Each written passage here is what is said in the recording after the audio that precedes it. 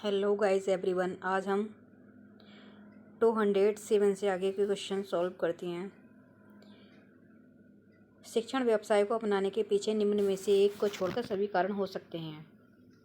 सेवानिवृत्ति के बाद प्राप्त होने वाला लाभ। शिक्षक नियुक्त होने के बाद भी शिक्षकों को प्रशिक्षण की आवश्यकता होती है, क्योंकि इस प्रकार के कार्यक्रमों के आयोजित होने से अध्यापक का बौद्धिक विकास होता है। नेक्स्ट क्वेश्चन है, आज स्कूलों में अधिक बल दिया जाता है सूचनाओं को रटवाने पर। ग्रामीण क्षेत्रों के अधिकांश बालक प्रायः हाई स्कूल से आगे नहीं पढ़ते, क्योंकि वे महंगी शिक्षा का खर्च वहन नहीं कर सकते। उत्तर प्रदेश सरकार की 2 योजनाओं बेरोजगारी भत्ता, कन्या धन ने शिक्षा को किस प्रकार से प्रभावित किया है? छात्र छात्राओं में स्नातक शिक्षा ग्रहण करने का रुझान तेजी से बढ़ रहा है, क्योंकि उन्हें पता है कि इसके बाद भत्ता तो मिलेगा ही। शिक्षा की आवश्यकताओं की पूर्ति के लिए निजी कॉलेज बहुत तेजी से खुल रहे हैं। नेक्स्ट क्वेश्चन है, वर्तमान आधुनिक शिक्षा एवं उसका स्वरूप है छात्रों को दिशा निर्देश देने में असमर्थ। शिक्षा के क्षेत्र में आप उपयुक्त एवं योग्य व्यक्तियों को किस प्रकार प्रेरित करेंगे? शोध, प्रोत्साहन एवं पुरस्कार देकर। वर्तमान में किस प्रकार की शिक्षा छात्रों तथा समाज के लिए लाभप्रद है? रोजगार परक व्यावसायिक शिक्षा। शिक्षकों को राष्ट्रीय भावना के विकास हेतु क्या कदम उठाना चाहिए? विद्यालय में ऐसे कार्यक्रमों का आयोजन करना चाहिए जिससे छात्रों में राष्ट्रीय भावना जागे। छात्रों में खेल कूद की रुचि एवं भावना का विकास तेजी से हो सकता है जब स्कूल में भी छात्रों को खेल कूद के पर्याप्त अवसर दिए जाएं और उसे अभिप्रेरणा के नियमों से जोड़ा जाए। छात्रों को वाचनालय से जोड़ने के लिए आप क्या सुझाव देंगे? वाचनालय में छात्रों के स्तर एवं रुचि के अनुसार पुस्तकें जुटाई जाएं। एक शिक्षक के नाते माध्यमिक स्तर पर अध्यापकों के स्थानांतरण के विषय में आपकी क्या राय है? यदि अध्यापक चाहता हो तो स्थानांतरण किया जाना चाहिए। नेक्स्ट क्वेश्चन है, ट्यूशन या अन्य किसी प्रकार की कोचिंग के संबंध में आपकी क्या राय है? यह अध्यापक की गरिमा को बहुत गिरा देता है। इससे छात्रों को स्व अध्ययन के लिए अवसर नहीं मिलता और न ही वह गृह कार्य कर पाते हैं। नेक्स्ट क्वेश्चन है, अध्यापक गण ट्यूशन की ओर कब भागते हैं? जब उनके अंदर बहुत लालच आ जाता है और वर्तमान आय से उन्हें संतुष्टि नहीं मिलती। नेक्स्ट क्वेश्चन है, प्राथमिक स्तर तक बच्चों को शिक्षा महिलाओं द्वारा दी जानी चाहिए, क्योंकि महिलाओं को घरों में बाल मनोविज्ञान का अपेक्षाकृत अधिक एवं प्रत्यक्ष अनुभव होता है।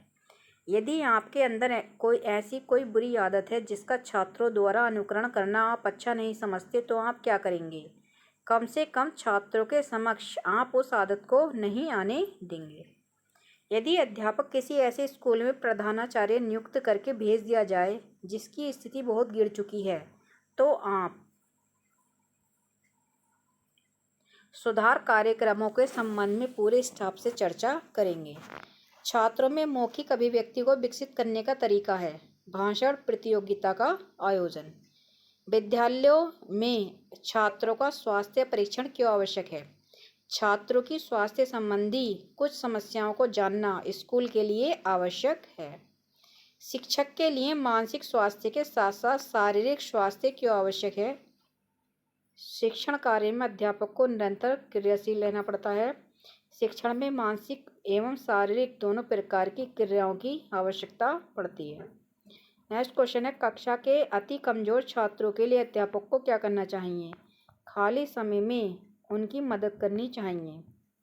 पत्रिकाएं पढ़ने से समसामयिक विषयों एवं घटनाओं की जानकारी प्राप्त होती है। अध्ययन की आदत का विकास होता है। उपरोक्त दोनों।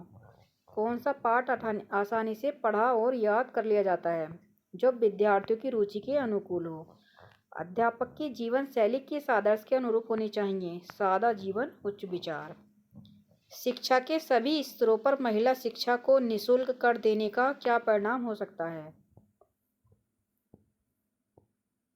महिलाएं कुछ दिनों बाद पुरुषों के बराबर में आ जाएंगी। इस प्रोत्साहन से लोग बालिका भ्रूण हत्या करना छोड़ देंगे और लिंग अनुपात सुधर जाएगा।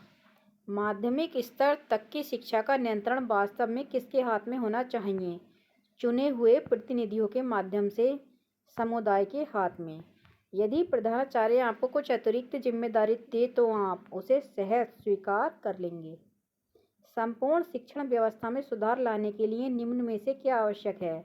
अध्यापक की अभिरुचि में परिवर्तन। क्या आपके विचार से वार्षिक परीक्षा में सभी छात्रों को पास कर दिया जाना चाहिए? जी नहीं, इससे पूरी शिक्षा व्यवस्था आगे चलकर ध्वस्त हो जाएगी। एक अध्यापक के रूप में आप जाति एवं वंश के नाम पर भेदभाव को कैसा समझते हैं?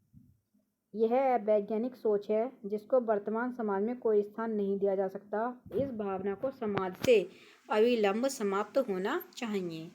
अन्य व्यवसायों की अपेक्षा अध्यापन कार्य महिलाओं के लिए अधिक उपयुक्त है क्योंकि इसमें नारी को सम्मान भी मिलता है और उसके साथ किसी प्रकार के दुर्व्यवहार की संभावना बहुत कम हो जाती है। क्रोधी एवं संवेदनशील स्वभाव के बच्चों को डील करने का क्या तरीका है?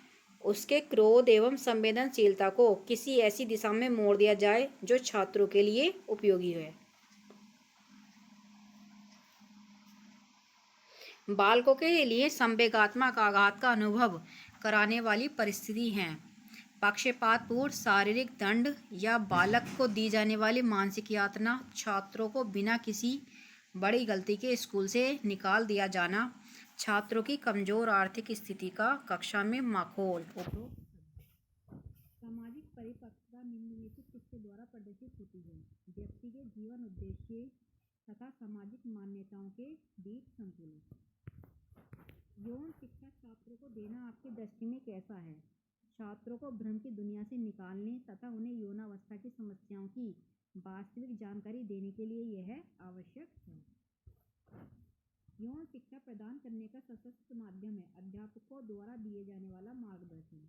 छात्रों को निर्णय लेने की स्वतंत्रता कहाँ तक होनी चाहिए? जहाँ तक उसका निर्णय स्कूल के नियमों एवं सिद्धांतों से ना टकराए। द्रोणाचार्य एकलव्य की कहानी से आपको क्या शिक्षा मिलती है? शिक्षक को सदैव गुरु का आज्ञाकारी होना चाहिए।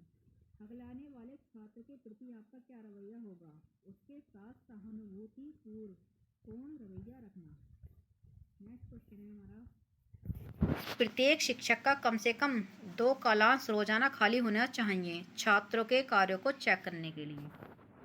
बच्चों में मौलिक चिंतन की शक्ति विकसित की जा सकती है, स्वाध्ययन से बढ़ती है।